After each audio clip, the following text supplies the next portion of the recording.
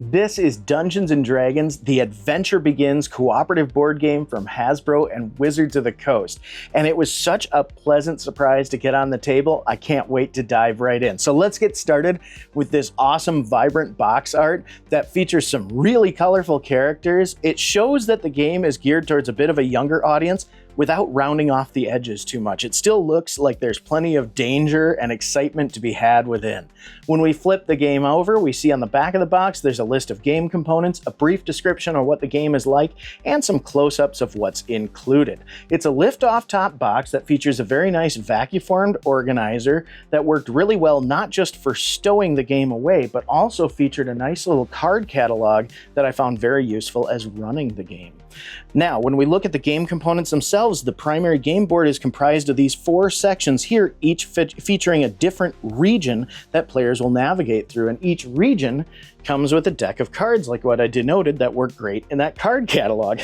You get these little icons on the bottom of the card so that you can match up and make sure that they fit the region, and then the player who plays as the DM will have this little card caddy. I'll remove this, that was an example. So you have this card caddy, you have a 10-sided die, you have a little plastic slider that slips onto creature cards that helps you track their hit points. But as players navigate through the game, the dungeon master, or whoever's playing it that turn, this duty actually transfers from player to player each turn. So you get to play as a dungeon master and still have your character active, which is really nice. It familiarizes you with the concept of a DM without pigeonholing anybody into being a non-player character role. Now, getting back to the story, the dungeon master on each turn will pull a card from the top of the deck and either read out the creature's attributes that the characters will be fighting, or will read out the situation that's happening. Like here's one: get out of jail. A dwarf wearing shackles asks for help to get free of the fire giant ruling the mountain. Come up with a plan to get him out of the chains without hurting the dwarf. Then choose one player to roll for the group's outcome. And then it has a little score here that tells you how it plays out based on that roll.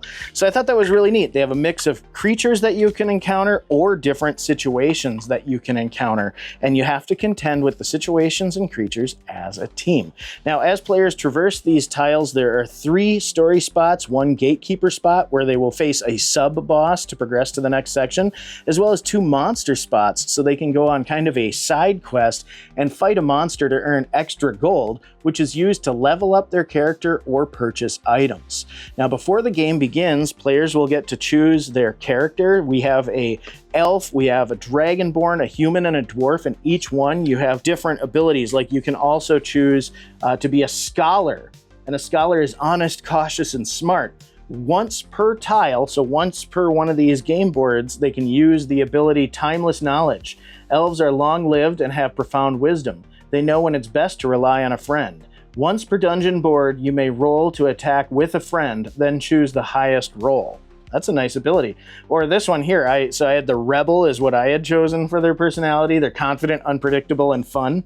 Wild Fury, the wilderness lives in you, and wild things cannot be held back. Once per dungeon board, you may choose 1 attack from your combat tile, then roll again to use that same attack before the monster retaliates. So you basically get like a double attack.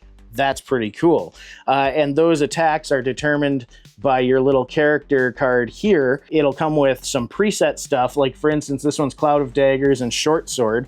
Or you have what's called the creative attacks, where they actually tell you, for instance, natural disaster is the creative attack. Describe how you use nature to attack, then roll. But if you use your creative attacks, you have a much greater chance of a higher damage outcome, and many times you can also daze the enemy so that they can't retaliate. Your character cards will fit in these little ledges that include a hit point counter that slides along the bottom here. One critique I had, and this is probably the worst critique of the game, I know, right? The numbers, when you're playing in lower light, are harder to see. So I'll probably take a silver Sharpie and go over the raised portion of the numbers to make them just a little bit easier to read in low medium light. When I played this initially, Mrs. Old Crappy Couch and I were watching a movie while playing this, which actually watching a fantasy movie while playing the Dungeons & Dragons primer game was perfect for the ambiance. We had a great time.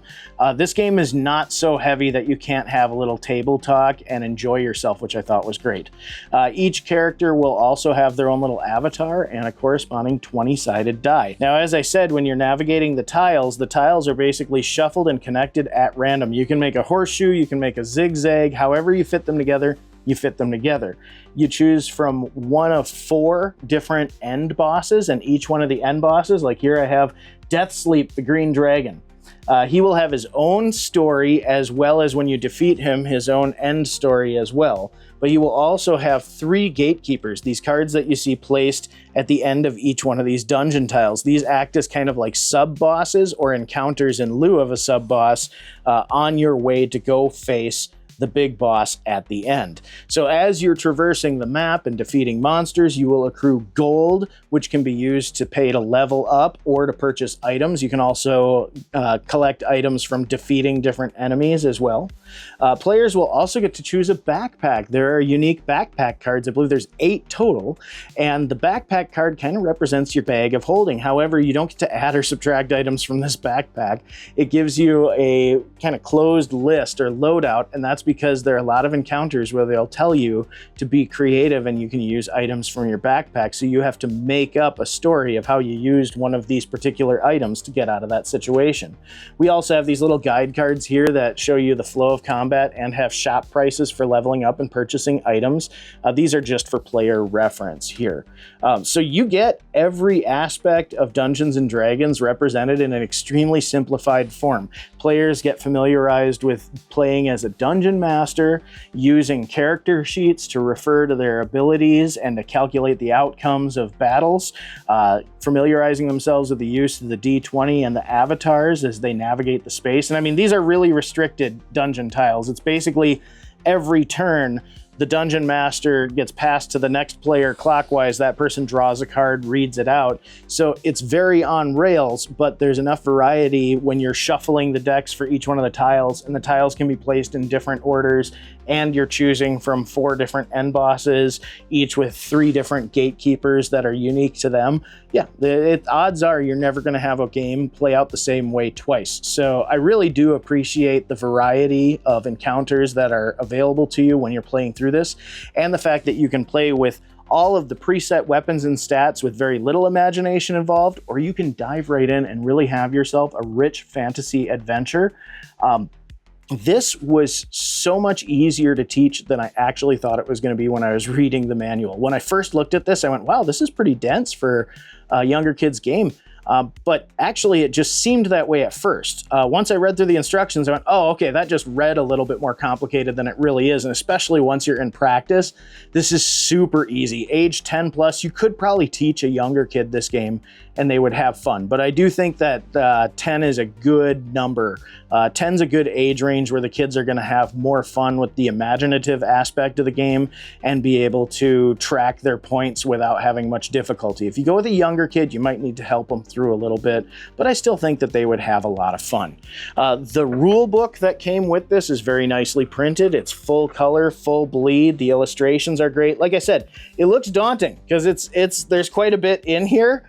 But again, a lot of this has to do with just playing the setup and letting you know how the game plays out and giving you extra information about character classes and things like this. This is a fully appointed rule book that gives you everything that you need right out of the box.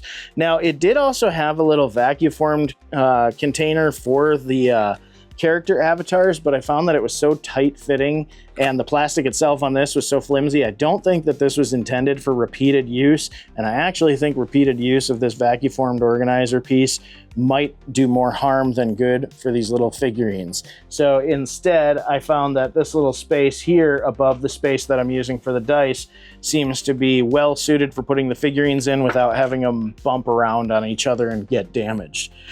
Overall, I thought this was a blast. I think that the difficulty was metered pretty well. I played it 2-player. I did not play with a full party, and we found it challenging enough that we went on some side quests to level up. You can go off the main quest to the monster spaces and face a monster to get some XP, or rather gold, that you then level up with.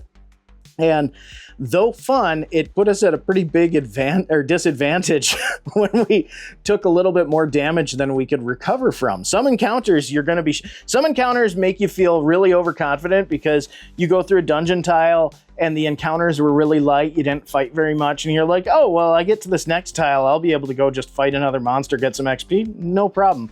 And then that monster absolutely cleans your clock, which you deserved because it makes for an exciting story.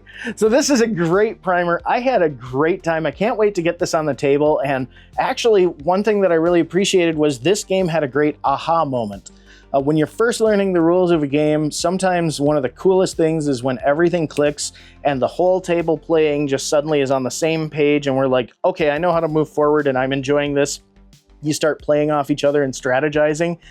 This was such a wonderful game. Like I said, putting on a nice fantasy movie on the TV, popping some popcorn and just casually playing through and writing our own story as we went. I couldn't have asked for much more. I gotta say, Dungeons and Dragons, The Adventure Begins, pleases the couch. So I gotta ask, what other D&D adjacent games have you played that you think I should take a look at? I know there are more products than this out there that work as nice primers. Actually, there's one that's not even related to Hasbro or Wizards of the Coast. I reviewed Magic 8 Ball's Magical Encounters, which was made for little kids, that still had a lot of elements that would be useful in teaching kids the basics of how D&D played. So I'm curious to know what other games you suggest. Comment below and let me know. Thanks to my couch potatoes, the channel members who make awesome videos like this possible. You guys rock. And thank you for joining me today. I can't wait to review more awesome board games with you. Make sure to hit that like and subscribe button so that I can see you again next time.